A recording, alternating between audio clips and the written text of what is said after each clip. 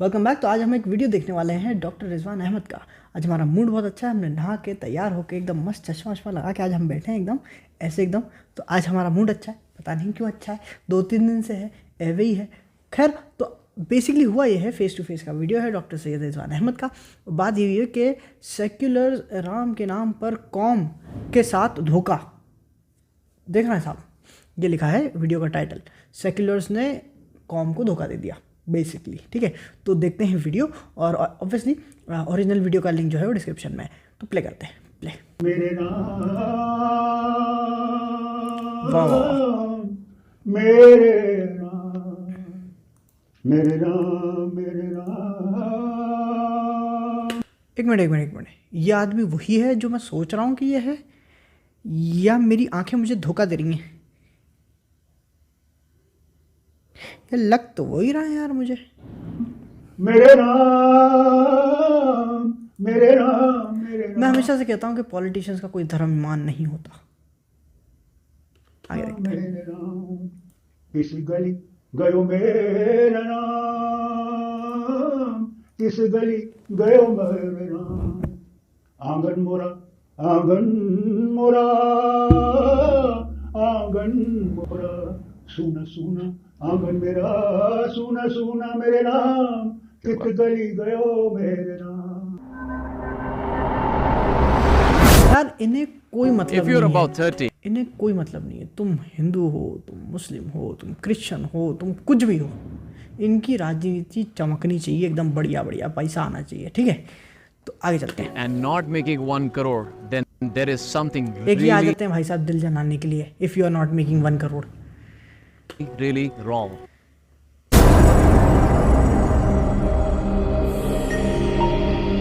Hello नमस्कार सत श्री अकाल,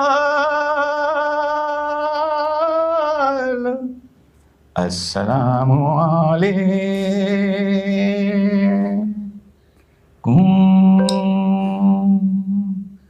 कैसे हो जनाब,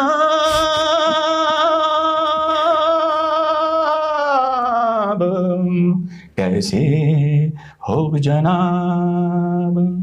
इन दो महाधूर्तों की आगे की वार्ता सुनिए जनाब, सुनिए जनाब। बहुत बहुत बहुत बहुत धन्यवाद फारूक साहब, जो आज आपने जनाब याद रखेगा कि राम यही का है। नहीं, हम राम तो सबका है, सबका है। हाँ, भगवान तो सबके माने होते या ना हैं। माने, कुछ करा। नहीं, ये तो खैर भगवान राम को ये मानते हैं, लेकिन उनके आदर्शों पे नहीं चलते। हम भगवान राम को मानते भी हैं और उनके आदर्शों पर चलने के लिए तैयार भी हैं। बिल्कुल सही बात है, बिल्कुल सही बात है। उनके आदर्श ही इस देश को, बचाएंगे, दुनिया को बचा सकते हैं। हाँ, इनको भी बचाएंगे। नहीं चलेंगे तो इनको ये बचेंगे नहीं। बहुत बहुत आपका बहुत बहुत मैं धन्यवाद। आपका शुक्रिया कि आपने बुलाया। इन दो धूर्तों में एक धूर्त वो है जिसने कहा था राम काल्पनिक हैं, और जिसने माननीय सर्वोच्च न्यायालय में अर्जी लगाई थी 2019 के चुनाव होने तक। सुप्रीम कोर्ट में जो लड़ाई चल रही थी उसको, उस बहस को टाल दिया जाए और सुनवाई ना की जाए। और दूसरा धूर्त वो है जिसने कहा था कि 370 जब हटी, अगर हटी तो हिंदुस्तान का सर उस धड़ से अलग हो जाएगा और आर पार की लड़ाई हम लड़ेंगे। 370 तो खत्म करो। अरे डरोगे तो फिर इलाहा किधर रहेगा? अल्लाह की कसम कहता हूं, मेरे ख्याल से अल्लाह को यही मंजूर होगा, अमित शाह आजाद हो जाएंगे।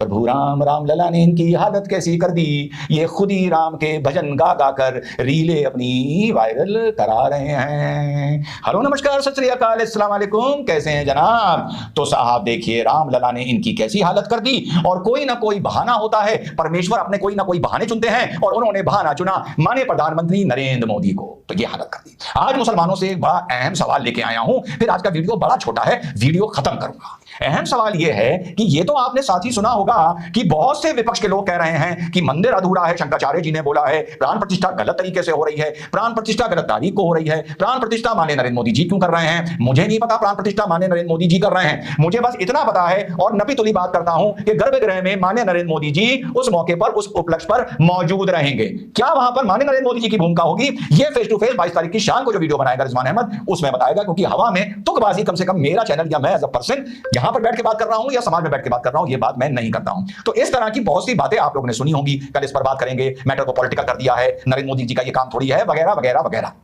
मेरे मुसलमान भाइयों, ये सारी बात करने वाले वो लोग हैं जो मंदिर मस्जिद लड़ाई में आपके साथ खड़े रहे थे। 2003 के बाद जो एक्सकेवेशन में 2003 से पहले हिंदुओं, रिजवान अहमद ये कहता था मुझे नहीं समझ में आ रहा कि ये लड़ाई में सच्चा कौन है, 2003 से पहले। इसीलिए जब भी मैं आप लोगों को अपनी ये कटिंग दिखाता हूं जिसमें रिजवान अहमद की इतनी हैसियत हो गई थी कि मैं कुछ बोलूं तो पेपर उसको छापे, उसमें रिजवान अहमद ने ये कहा था कि ये स्थान हिंदुओं को सौंप देना चाहिए। क्यों? क्योंकि तब एक्सकवेशन तक हो गया था और छोटी बड़ी चीजें मिलाकर, आस्था मानता को छोड़ो मुसलमानों, लगभग 400 से ऊपर साक्ष्य मिले थे जो मैं बार बार दिखा चुका और पब्लिक डोमेन में है, जो चीख चीख के कह रहे थे कि इस मस्जिद के नीचे एक मंदिर था, ये मंदिर एक मस्जिद को इस मंदिर के ऊपर बनाया गया है या किसी मानव निर्मित स्थान को खंडित करके दबा के दफना के बनाया गया है। पर वो जो भी मानव निर्मित वहां पर स्थान था वो ऐसा था कि एक्सकवेशन में 2003 में 263 छोटे बड़े अलग अलग मूर्तियों के टुकड़े उसमें शामिल थे, उन साक्ष्यों में मुसलमानों। ठीक, तब भी 2003 से लेकर 2023 तक ऐसा एक पक्ष था जो अपने को मुसलमानों सेकुलर कहता है, वो तुम्हारे साथ खड़ा रहा था ना। अब वही पक्ष ये कह रहा है, वो पक्ष में वो भी थे जिन्होंने 6 दिसंबर की घटना का विरोध किया, उस पक्ष में वो भी थे जिन्होंने अयोध्या में गोली चलाई, उस पक्ष में वो भी थे जिन्होंने कहा राम काल्पनिक है, यानी सब थे, सब मिला के थे 2023 का एक्सकवेशन देखने के बाद। क्योंकि मेरा नजरिया राम मंदिर को लेकर 2003 से बदला था, 2003 से, बड़ी जिम्मेदारी से बता दूं, तो वो सब थे। अब वो सब कह रहे हैं हम प्राण प्रतिष्ठा में इस मारे नहीं जाएंगे, उस मारे नहीं जाएंगे, मोदी के मारे नहीं जाएंगे, अधूरा नहीं जाएंगे, पॉलिटिकल इशू हो गया इस मारे नहीं जाएंगे, ये प्लेटफॉर्म मोदी जी के लिए क्रिएट किया नहीं जाएंगे, 2024 के चुनाव के लिए ये सब किया जा रहा है, जल्दीबाजी की जा रही है, हम नहीं जाएंगे। मुसलमानों, तुम्हारे साथ खड़े रहने वाले कोई भी ये नहीं कह रहा कि ये मंदिर ही गलत बना है इसलिए हम नहीं जाएंगे। कोई ये नहीं कह रहा कि यहां पर मस्जिद थी और उस मस्जिद को तोड़ के मंदिर बनाया गया है इसलिए हम नहीं जाएंगे।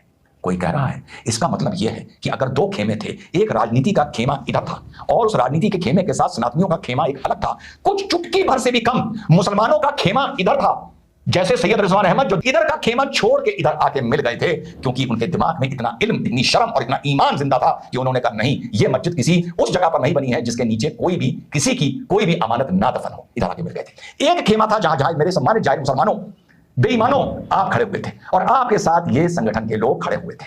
22 को नहीं जाएंगे कोई बात नहीं, मानिए केजरीवाल जी ने कहा कि 22 के बाद मैं अपने परिवार के साथ जाऊंगा, मानिए अखिलेश यादव जी ने कहा मैं जाऊंगा, सबने कहा हम जाएंगे, सिवाय वामपंथियों के। वामपंथियों का क्या है, वो तो मंदिर मस्जिद का कंसेप्ट ही ठुकराते हैं, उन पर उनमें इतनी हिम्मत नहीं जो कहते हैं कि हम मस्जिद नहीं जाएंगे, हम मदरसे नहीं जाएंगे। उनको सिर्फ चुटकी भर इस देश की आबादी और राजनीति में उनको अलग कर दो। क्या तुम्हारे अंदर मुसलमानों आज इतनी अहमियत बची है कि तुम राजनीतिक दृष्टि से इन लोगों से जाके ये पूछो कि हजूर, जनाब, हजरत, आप क्यों कह रहे हैं कि आप 22 के बाद जाएंगे? आप तो मानते हैं हमारी तरह कि ये मंदिर गलत बन गया है, ये हमारी मस्जिद को तोड़ के बनाया गया है, आप मानते हैं ना, तभी तो आप हमारे साथ खड़े रहे थे। आप हमारे बाद 2023 के बाद भी खड़े, 2003 के एक्सकवेशन के बाद भी खड़े रहे थे 20 साल, और आप तो हमें छोड़ के उस पक्ष में जाके मिल गए, सीधे सीधे नहीं मिले तो इनडायरेक्टली मिल गए। आप ये कहिए कि ये मस्जिद थी, आप ये कहिए कि ये मंदिर गलत बना है, आप ये कहिए कि साक्ष्य नहीं मिले कि प्रभु राम यहां पैदा हुए थे। क्या दम है आप में अपने सेक्युलर नेताओं से जिन्होंने आपको बलगलाया और भड़काया, उनसे ये बात करने का, या उनमें दम है ये बात बोलने का कि नहीं हम जाएंगे नहीं, ये मंदिर ही अनैतिक है? इसका मतलब मुसलमानों, जो डॉक्टर सैयद रिजवान अहमद अपने ईमान की गवाही देते हुए 2003 में एक्सकवेशन के बाद मंदिर के पक्ष में भले हैसियत कुछ ना हो, चल के प्रेस वालों के पास गया था और कहा था मेरा ये बयान लिखो। प्रेस वालों ने कहा था पक्का है रिजवान भाई, मैंने कहा पक्का लिखो, जो भी रिपरकशन होगा देखूंगा। और मुझे उस जमाने में भी इसके लिए गाली गलौज मेरे साथ करी गई, जबकि उस जमाने में सोशल मीडिया नहीं था। तो जो रिजवान अहमद 20 साल पहले इधर से इधर आया था ईमान की गवाही देते हुए, यार तुम्हें तो अकेला छोड़ के सारी पॉलिटिकल पार्टी इधर की इधर आ गई आ गई या नहीं आ गई? 22 को नहीं जा रही तो क्या हो गया?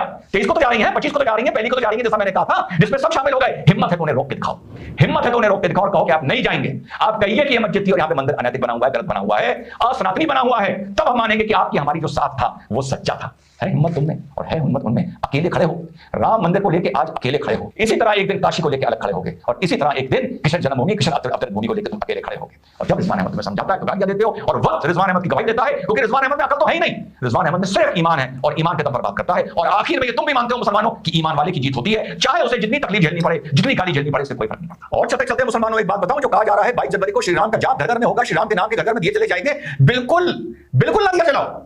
ये तुम्हारी इच्छा है, ये तुम्हारी आजादी है, तुम्हारे साथ कोई जबरदस्ती नहीं कर सकता। लेकिन दिल पर हाथ रखकर ईमान की कसम खाकर ये बताओ कि 2003 में जिसको मस्जिद बोला गया, और मैं बड़े गर्व से बोलता हूं कि मस्जिद किसी की जमीन घेर कर नहीं बन सकती, उसके नीचे मंदिर होने के साक्ष्य मिले या ना मिले, या प्रभु राम के जन्म स्थान के साक्ष्य मिले या ना मिले, तो आज से 20 साल पहले 2003 में उस मस्जिद के नीचे से निकला था, उस ढांचे के नीचे से निकला था, वो किसका था?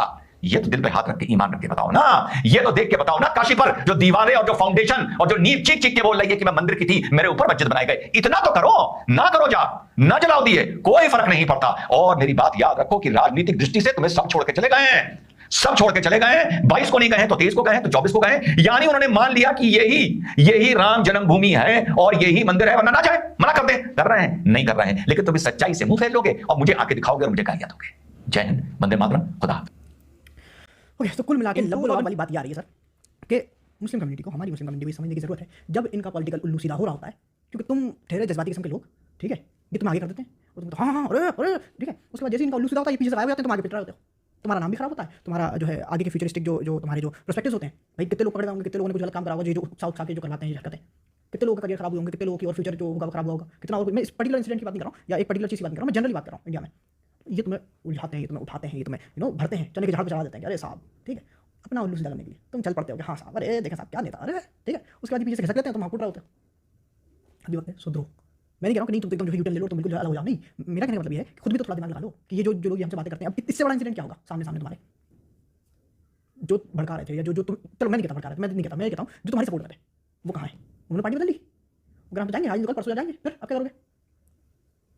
तो पॉइंट वही है ना कि भाई देखो, बात यह है कि आप सबसे पहले तो अपना डायरेक्शन सीधा करो, तो हमें करना क्या है, अचीव करना। मैं आपको एग्जाम्पल बताता हूँ।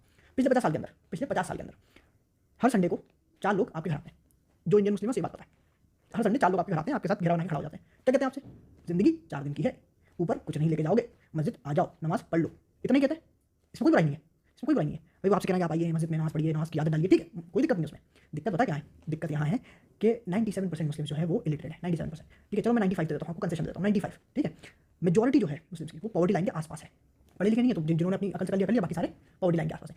क्या इन्हीं 4 लोगों ने आके तुमसे कभी ये कहा भाई मस्जिद से ही आना ना? तो अगर तुम्हारी डायरेक्शन सही होती और तुम्हारे ही मस्जिद में से ये बनाया जाता, हम ये बनाते हैं कि भाई देखो, मैं होता ना, मैं अगर लीडर होता या मैं उस पोजीशन पे होता, तो मैं पता क्या करता? मैं कहता सुनो भाई एक काम करो, हमें 2 करोड़ की मस्जिद की कोई जरूरत नहीं है, हमारे बन रही है अभी 2 करोड़ की, मैं कहता 2 करोड़ की मस्जिद की कोई जरूरत नहीं है, 1 करोड़ की बना लो, हो गया ना काम, खुश हो उसमें, ठीक है। 1 करोड़ रुपए जो है वो उठाओ और उठाकर एक फंड बनाओ, उस फंड को इस मस्जिद के आसपास जो एरिया, जो लोग यहाँ नमाज पढ़ने आते हैं, क्योंकि ये लोग चंदा दे रहे हैं मस्जिद बनाने के लिए, है ना, तो ये 1 करोड़ रुपए जो है इसका हम एक फंड बनाएंगे, ट्रस्ट बनाएंगे। उसमें होगा क्या?